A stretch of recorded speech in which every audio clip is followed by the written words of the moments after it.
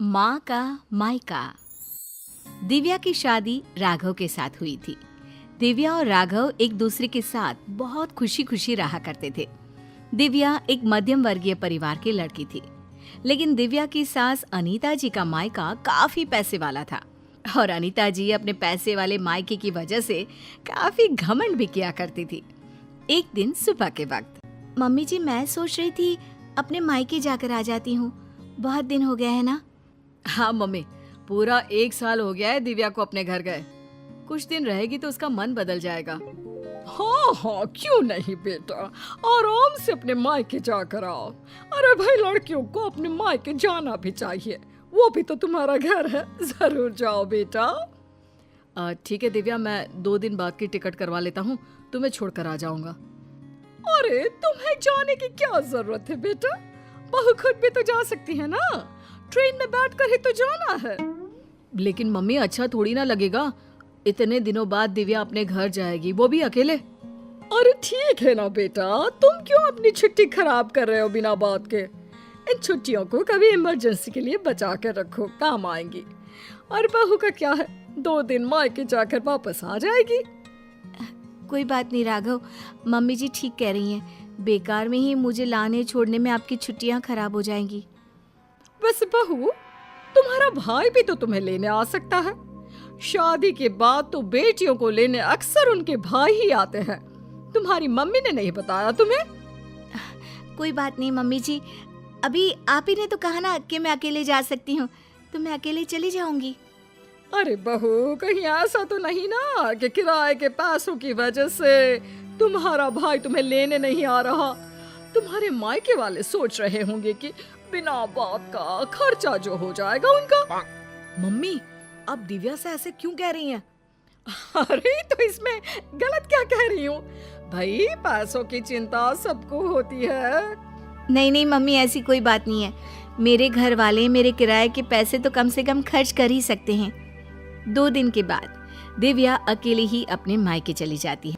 उसके मायके जाने के बाद, राघव बेटा, तुम्हारी शादी ना हमने गलत घर में कर दी।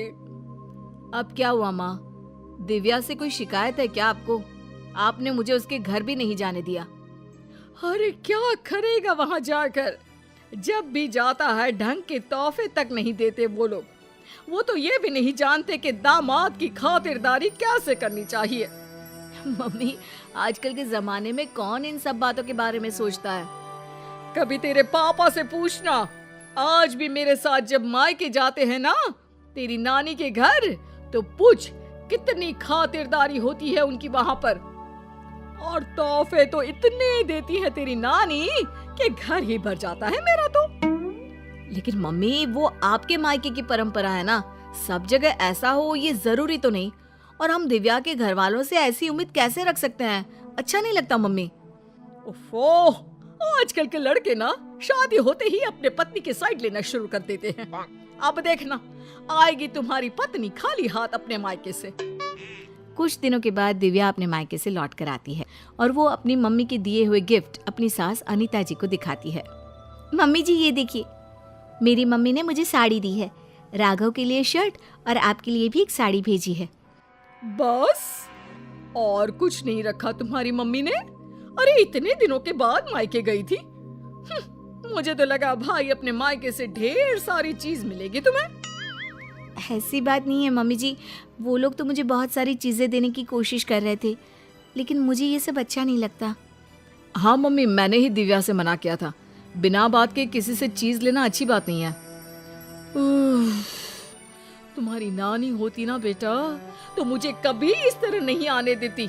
मेरे मायके की तो बात पूछो ही मत, जब भी जाती हूँ इतने सारे गिफ्ट मिलते हैं, क्या बताऊं। बस मुझे तो कभी कुछ खरीदने की नौबत ही नहीं आई। कभी कोई साड़ी, कभी कोई सामान मैंने खुद के हाथों से इतने सालों में नहीं खरीदा।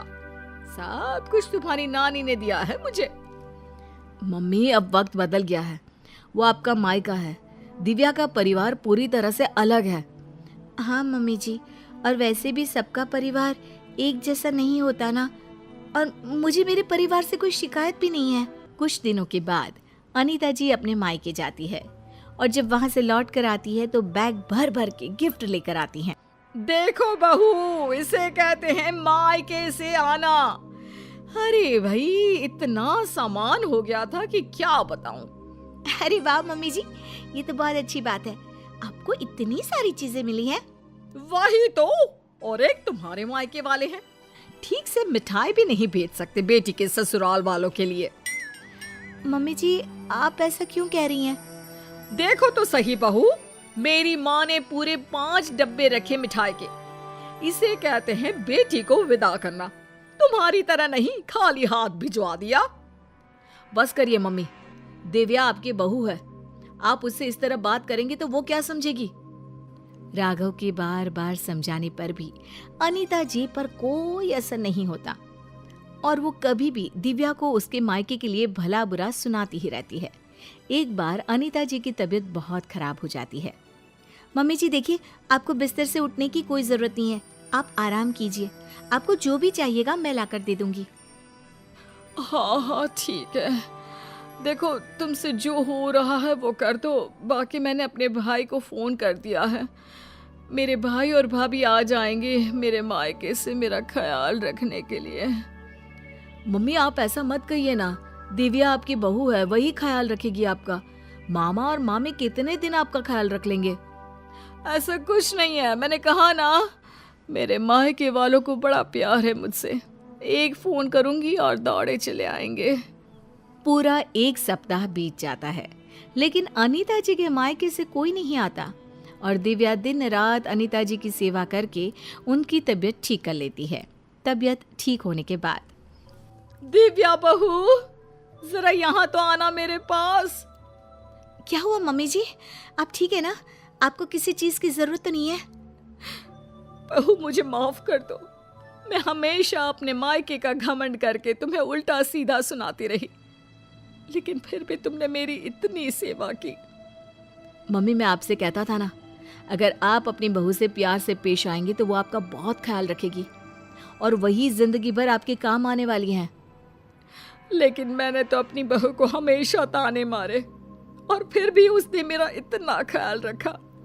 मुझे माफ कर दोगी ना दिव्या? अरे मम्मी जी ऐसा मत कहिए, आप हमेशा मेरे मायके वालों को भला बुरा कहती रहती थी, लेकिन एक बात बताऊं, सबके घर वाले ना अलग अलग होते हैं, सबका अपना अपना नेचर होता है, लेकिन इसका मतलब ये नहीं कि मेरे मायके वाले मुझे प्यार नहीं करते, और इसका मतलब ये भी नहीं कि आप मुझे प्यार नहीं करती, है ना सच?